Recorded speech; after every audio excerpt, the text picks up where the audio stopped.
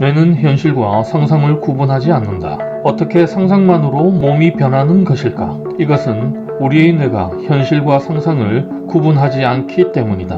뇌과학이 발달하면서 신경신호에 의존하는 뇌가 단지 상상만 해도 그대로 받아들인다는 사실이 밝혀졌다. 우리가 무엇을 상상하면 현실과 상상을 구분하지 못하는 뇌는 상상에 반응하는 생리작용을 낳는다. 상상으로 자신의 행복과 모습을 떠올리면서 마치 현실의 경험인 양 뇌는 실제로 행복 호르몬을 생산한다. 극단적인 예로 들면 최면 상태에 들게 한 후 차가운 고드름을 불에 달군 쇠막대기라고 말하고 피부에 대면 실제로 화상을 입는다. 뇌가 최면 상태에서 하는 상상을 현실로 받아들이기 때문이다. 초등학교 아이를 최면에 들게 한 후 동전을 비스킷이라고 말하자 구부리는 장면이 한 방송 프로그램을 통해서 소개되기도 했다. 어린아이도 단단한 동전을 구부릴 정도의 엄청난 힘이 존재한다는 것을 최면과 상상을 통해 인식을 바꾸면 그 힘을 깨울 수 있다는 것을 동시에 알 수 있는 실험이다. 첨단 영상기기의 등장으로 생각에 따른 뇌의 변화를 볼 수 있게 되면서 뇌가 상상과 실제를 구분하지 않는다는 사실을 구체적으로 밝혀졌다.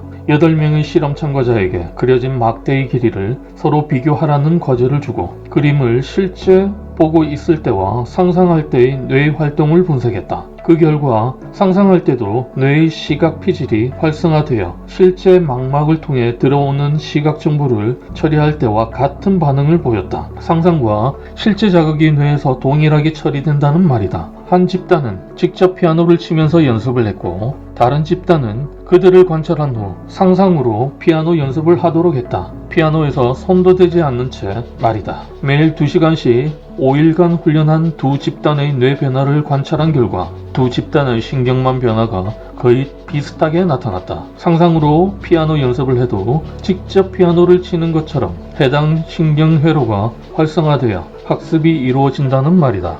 팔이나 다리를 움직이는 상상을 할 때 그 부분을 관장하는 뇌의 영역이 활성화되어 실제로 움직이는 효과를 내는 것으로 나타났다. 뇌가 이미지화에 의해 자극을 받고 다시 근육을 자극한다는 것이다. 즉 상상으로 꾸준히 운동하면 근육이 자란다. 첨단 뇌과학의 놀라운 연구 결과가 아니어도 우리는 상상만으로 몸이 변한다는 것을 일상 속에서 경험한다. 레몬을 먹는 상상을 하면 입안에 침이 고이고 공포 영화의 한 장면을 상상을 하면 소름이 돋고 면접처럼 긴장된 상황을 상상하면 실제로 심장이 빨리 뛴다. 단지 상상만으로도 몸이 변한다는 것은 21세기의 과학 상식이다. 상상 치유의 과학적 근거가 명확하게 밝혀진 셈이다. 상상으로 무한한 치유력과 잠재력을 깨우는 것은 특별한 이들의 특이한 능력이 아니다. 우리 모두가 가진 뇌의 일반적인 기능이다.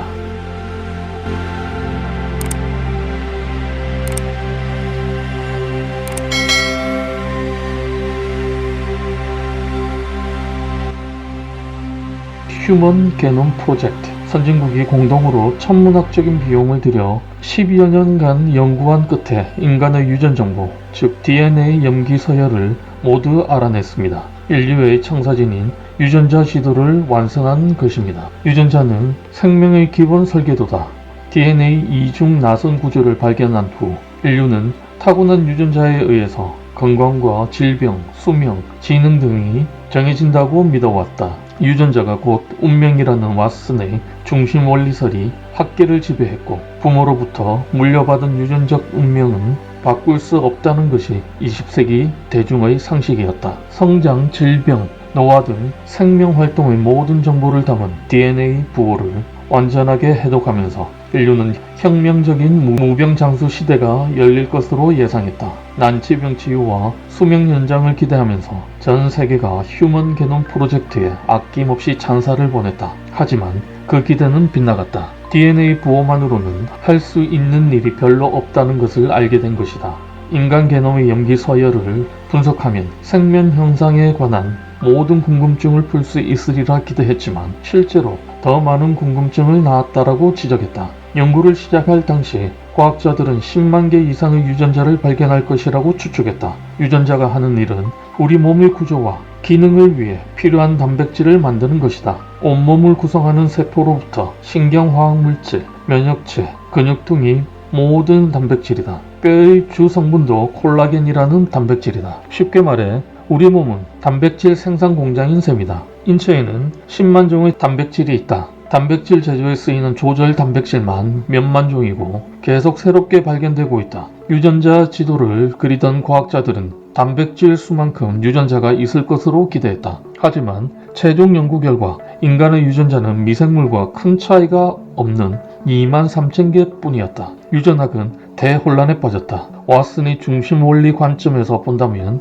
유전학으로는 우리 몸을 만들 수 없기 때문이다. 유전자 결정론의 신화가 무너진 것이다. 유전자보다 중요한 유전자 활동 스위치. 그러나 곧 유전학계는 생명 활동에 필요한 모든 단백질은 유전자의 다양한 조합을 통해 생산되고 DNA 부호가 변하지 않아도 하나의 유전자가 수천 가지의 서로 다른 조합이 가능하다는 것을 알아냈다. 유전자 자체가 변하지 않아도 활동 방식이 달라진다는 것을 간파한 것이다. DNA 염기서열, 즉 유전 정보의 변화 없이 유전자의 활동이 바뀌어 후대에 유전되는 현상을 후성유전이라고 부른다. 이것을 연구하는 학문이 후성유전학이다. 영국의 생물학자 콘래드 워딩턴 박사가 DNA 자체가 아닌 다른 요인으로 유전자 발현이 영향을 받는다는 의미로 후성유전학이라는 명명을 했다. 후성유전체의 도구는 소위 말하는 스위치이다. 이 스위치는 유전체의 기본 설계도에서 어떤 것을 활용할지를 결정한다. DNA는